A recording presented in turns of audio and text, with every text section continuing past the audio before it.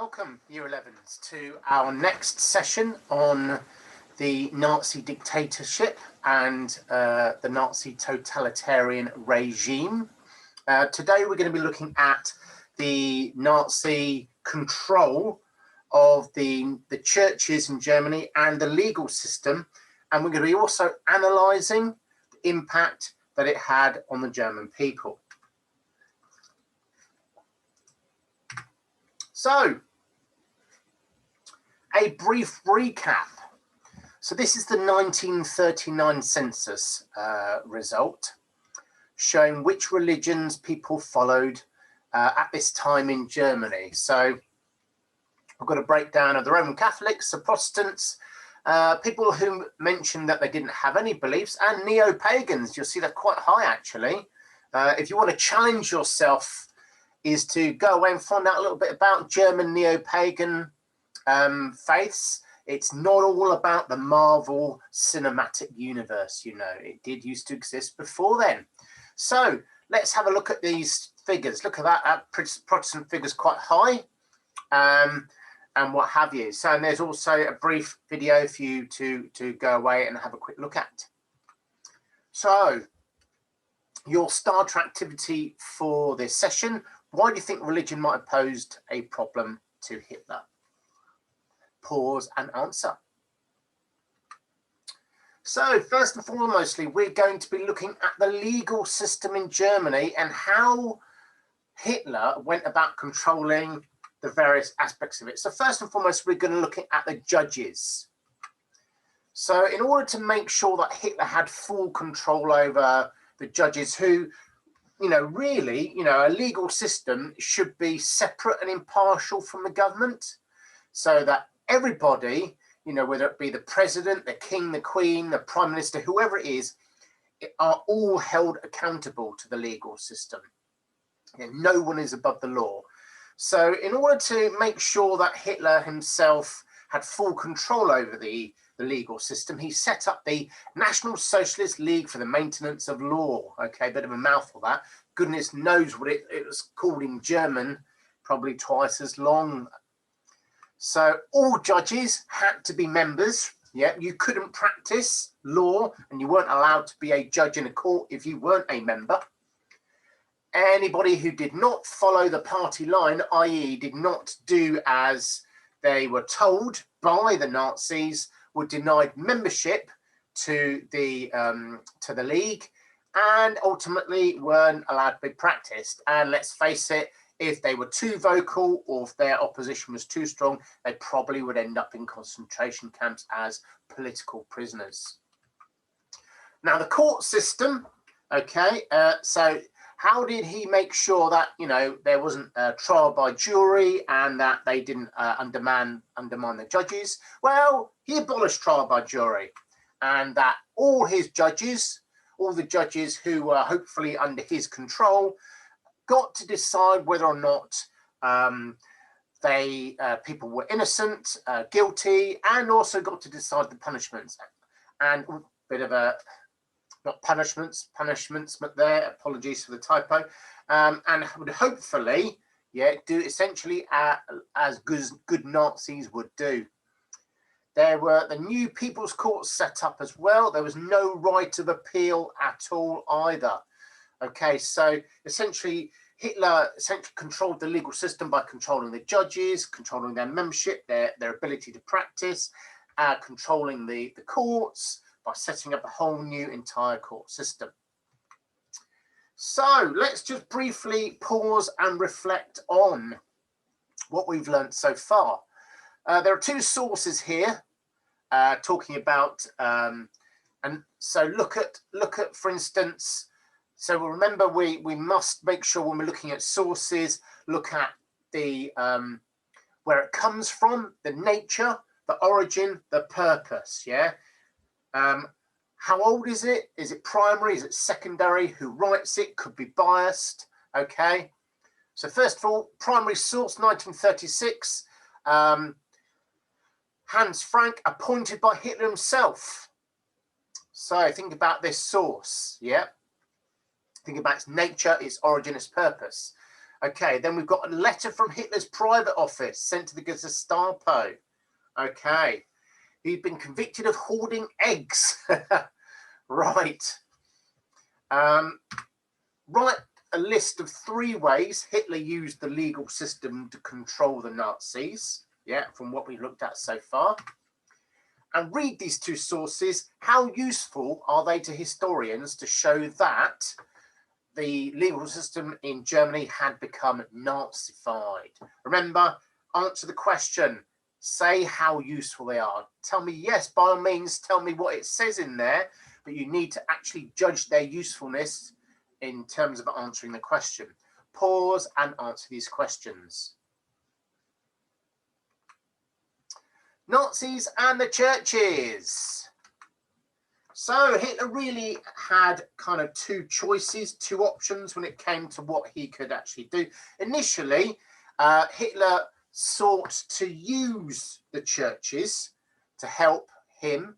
Many Protestant members voted for Hitler. Their pastors were amongst the most popular. Initially, he could see that, you know, religious people in Germany were a large body of voters and were great for helping him secure power. There was also, seeing as many people of faith, many religious individuals had quite conservative, old school German values as well, there was a lot of ground there, a lot of shared ground, a lot of shared values between the Nazis and people of faith. So particularly in things like importance of the family and emphasis on the military, all of which were quite important to the Nazis. So initially, to start off with, when the Nazi Party were looking to get into power and to gain power, the churches were quite an important voter base and could enable them to become stronger. Later on, though, as Hitler started to seek more totalitarian control over his state, he found that the churches no longer served his purpose. He started to see them as a threat. He didn't want the people of Germany to have anybody else telling them what to do, especially not the Pope in Rome. Okay, he wanted complete control over thought and belief. So people who believed in God might likely be less likely to worship Hitler. Religion also has, particularly Christianity, a lot of rules regarding behavior and attitude towards people, particularly Christian belief of as is laid down by Jesus in the New Testament about forgiveness and love and all sorts of things. And so he started to see some conflict with Nazi doctrine. And all the other organizations in Nazi Germany, political organizations, had been essentially abolished. The church was next. So pause the video here, go away and look at this YouTube video and make some notes on why the Nazis persecuted the churches. Once you've done that, come back to this. So we'll start, as I said, we start to see as Hitler gained more control and wanted more power, that Christianity was starting to become at odds with Nazism. So as I mentioned earlier, many of Jesus's teachings in the New Testament taught about things like love and forgiveness, helping the weak, respect, whereas Nazism was very much about strength and violence, despising the weak, racial superiority, and very much the cult of personality, worshipping Hitler. Oh, ignore this duplicate slide, apologies. So let's have a more in-detailed look at the 2 different churches and think about how Hitler dealt with each one in turn. So the Catholic Church was relatively important in Nazi Germany.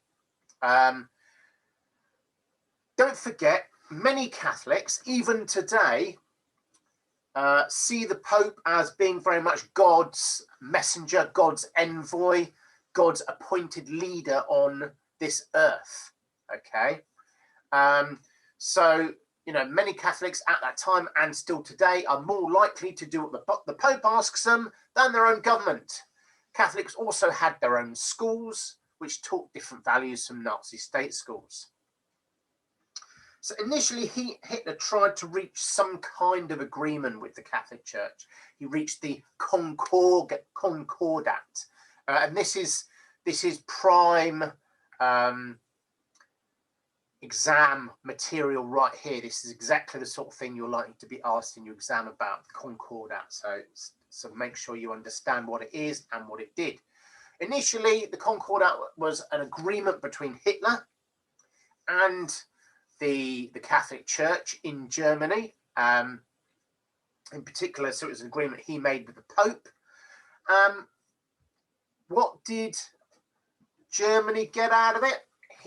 Essentially, at this time, Germany was looking to get rid of a lot of the undesirable, the intermention, that, you know, things like the Jews and the gypsies and the communists. And Hitler wanted the Catholic Church to actually look away, to turn a blind eye from what he was doing in Nazi Germany. And so, you know, one thing it's important to remember today is that the Catholic Church is very much complicit in the Holocaust, and its deliberate, willful ignorance of what was going on in Nazi Germany allowed the Holocaust to actually take place. So, but in order for this to happen, he needed to give the Catholic Church in Germany something back. He agreed that they would be allowed to worship freely, not interfere with their schools, and not interfere with their priests. But this didn't really suit Hitler, and he didn't suit what he wanted for his Germany. So priests were starting to become harassed. They started to get arrested, get beaten up.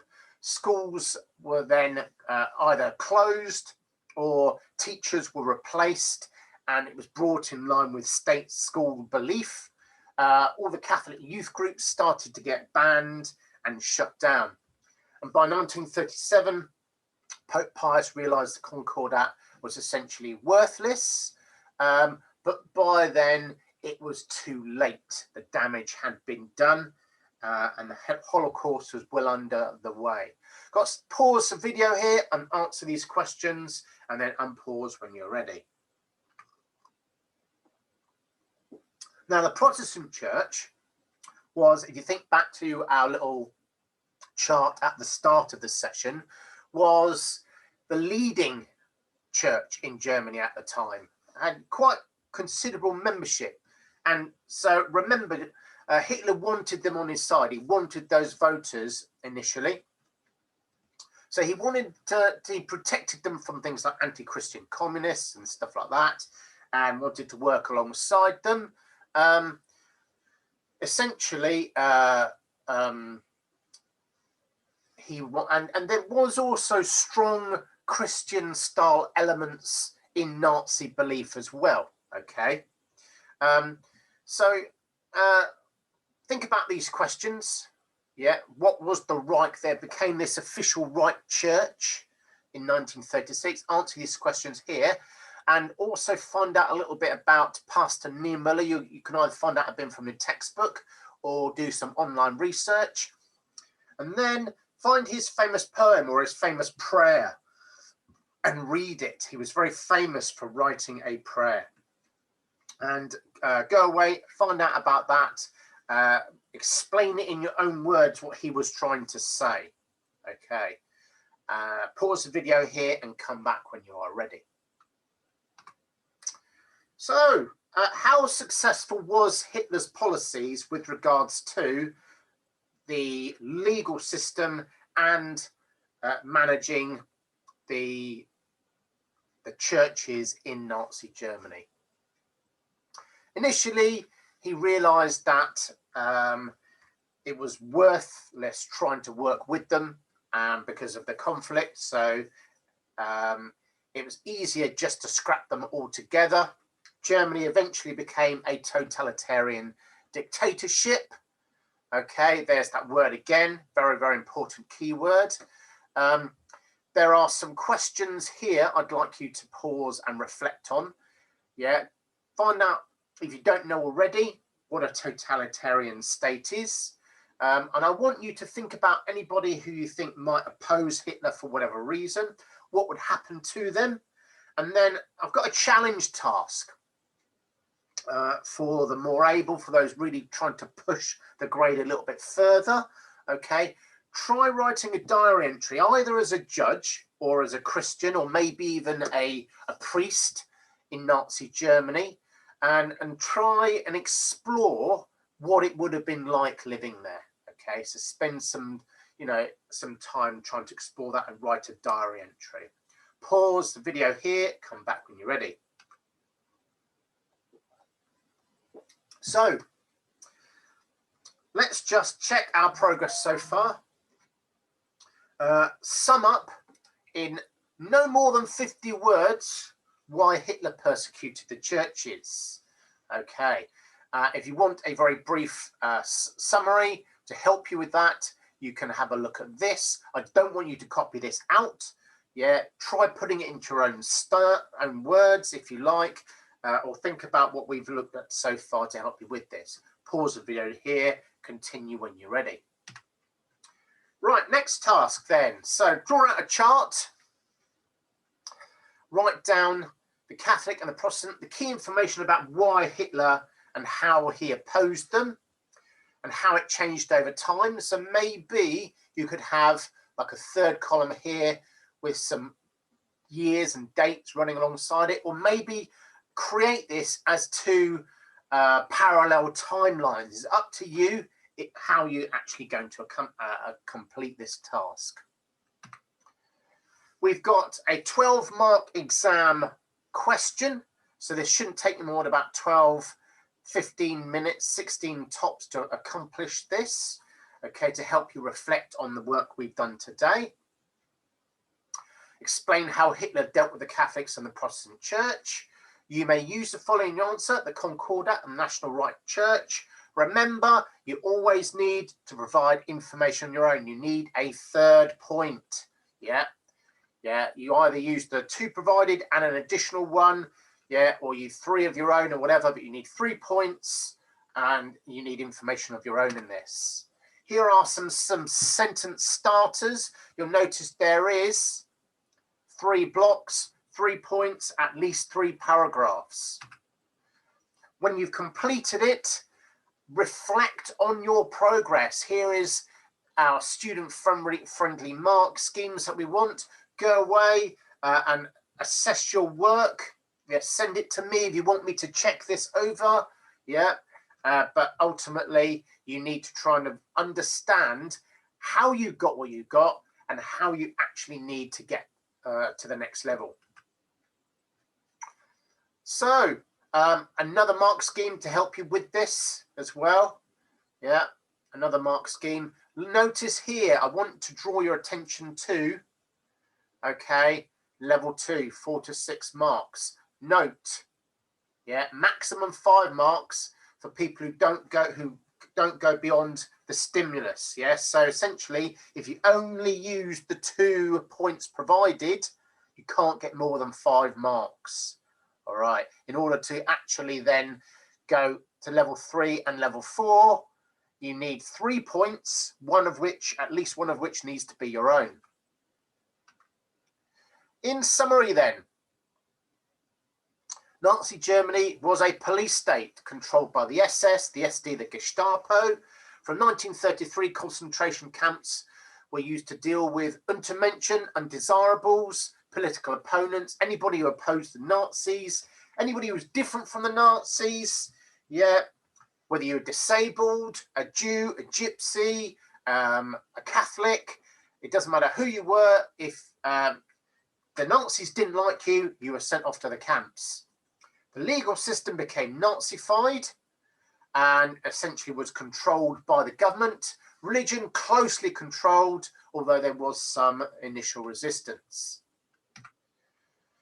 So to round this lesson off, okay, work with a partner. So if you've got anybody at home to help you with this, a brother, a sister, a cousin, a parent, anybody who's around, you can rope in. Or another thing you can actually try doing perhaps is doing a little Zoom meet with one of your friends from class, okay, to help you work through this, yeah? Write down 3 examples of Nazi Germany cooperating with the churches, 5 examples of Christian churches being oppressed in Nazi Germany, okay, and then go through pages 83 to 89 and create a diagram containing key areas showing how these methods combine to create Hitler's police state. When you've done that, okay, personal reflection, strengthen and challenge here these checkpoint questions. Okay, right, fantastic. Thank you very much, ladies and gents, and look forward to the next lesson on police state.